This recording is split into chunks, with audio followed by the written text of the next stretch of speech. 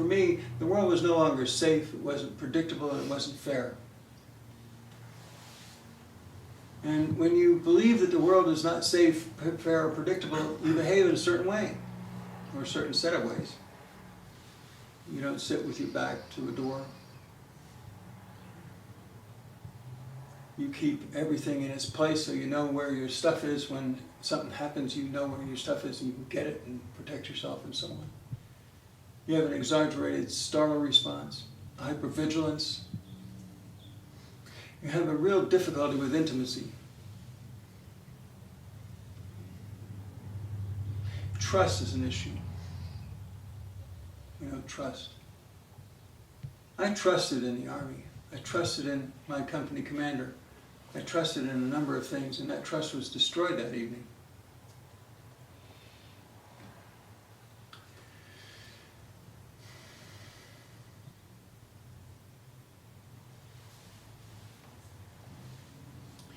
With every death, however, there's a rebirth. We don't have a choice. We have to face the next day, or the next breath, for that matter.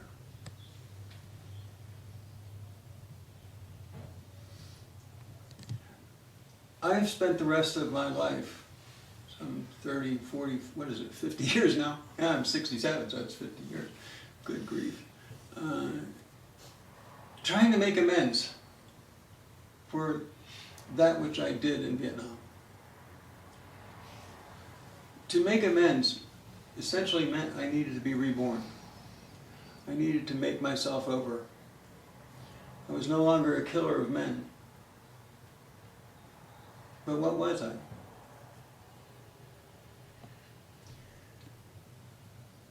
Frankly, like Bodhidharma said to the emperor, I don't know. I don't know. And that don't know is a really special place.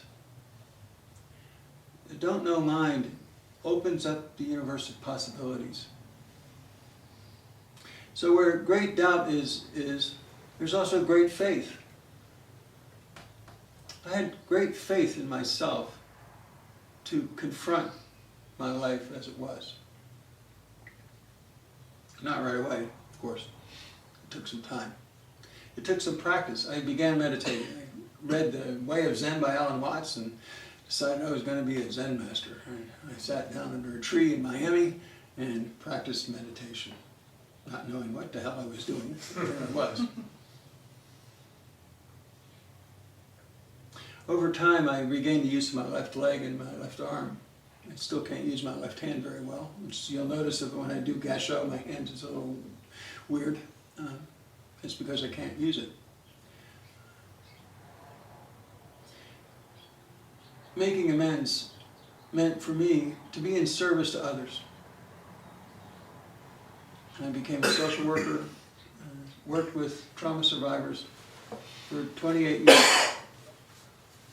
All manners of trauma survivors, rape victims, domestic violence victims, robbery victims, war veterans, you name it, I saw and dealt with them, helped them deal with it.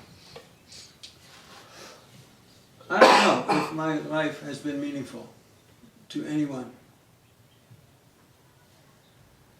but it has been meaningful to me. This life is a blessing. And I can tell you from my experience, it's tenuous. We must practice, because we don't know if we're going to be alive tonight. Time is short. Don't waste it. Now, what is this about birth and rebirth? How does that kind of fit in here? I think there are two levels of understanding birth and death. There's this cosmic level, and then there's the literal level that I was just talking about, where we might, our identity might die, and we were reborn by creating another identity, or adjusting that identity, or whatever. But then there's a more cosmic sense of birth and death, is there not? I tend to see the universe, I was telling Adam last night, as a kind of giant metabolic process. Consumption for the sake of consumption. Life and death unite to form what is. It's really, what? If you can sit still out under the stars at night and look at those stars for a very long time, what may happen is an understanding that everything in this universe, including you, has always been here. Everything has always been here. Matter can neither be created nor destroyed. We know that from physics. Everything has always been here. So what? Our entire history, all beings, everything, sentient, non-sentient, mineral, water, doesn't matter. It's all here. It's always been here. It always will be. What is also constant is the fact that it changes. And it's the primary principle, I think, in Zen Buddhism, to understand that life is change. Life is a process of change, a continuous process of change. And we can't stop it. To try to stop it or to not understand it is to suffer.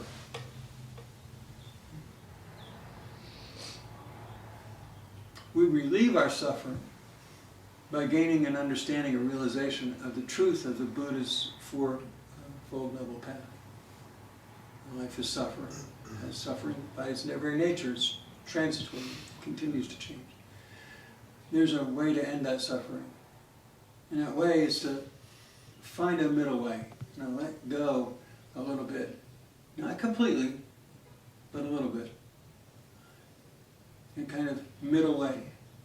And to express that middle way, he talked about the Eightfold Noble Path.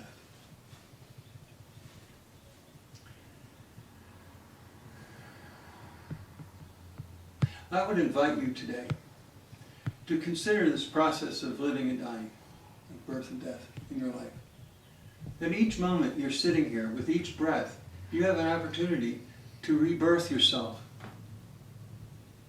to renew yourself, to grow, to change, to deepen your understanding. Or you can waste it. That choice is really yours. Thank you very much. I will entertain questions or comments if you have them now.